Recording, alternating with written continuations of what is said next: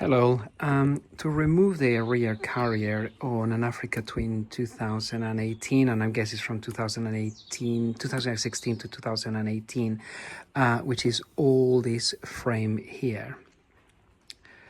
You may need to remove this to get access to the rear light, or in this case for me was to connect the camera. To remove these, you first need to obviously remove the front seat and the rear seat. And once that's been done, we need to remove this panel here. Now I already done that, but just to show you, basically we need to remove that bolt from there, which will loosen this structure here. And then there is a clip there, just inside here, the red plastic frame that clicks into there. And then you got these two, one there and one there, that just click into those positions there. Once you loosen that up gently to avoid breaking the plastic, we then need to pull the frame very gently, because underneath once this comes out, I already done it, as I said, you can see that there is a number of clips. So you have clips on the base that we need to remove very gently, and there is a bigger one just here, and that is the one that is most difficult to take out. But if you do it gently and wiggle a little bit, the whole unit will come out. Those, as you can see, will sit here. Those are the clips from the base, and the big one I was referring to goes into there. Once that comes out all together, then you can access that bolt there, and there's another one on the other side in exactly the same position. And then we go a further 6 to remove. 1, 2, 3, 4, 5, 6, all in number 12.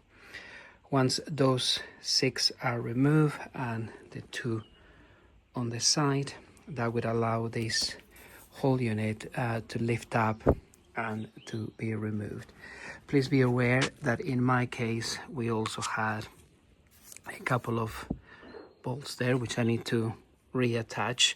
That's where my rear rack is installed. So your bike may have or may not have those also securing this tail rear carrier to the bike. Once that's removed, obviously, then you can access the lower base, and I'll show you that in continuation. Hello, just an update in terms of how to remove this tail plastic part from the back of the bike. So basically there is 2 screws, one there and one of course on the opposite side, just there. But also there's a couple of clips that need to be released, which are just down there, and that is the only way to do that without breaking it or damaging is by removing 2 screws which are located underneath the actual tail tidy, which are just down there. You can see them, one there and one there.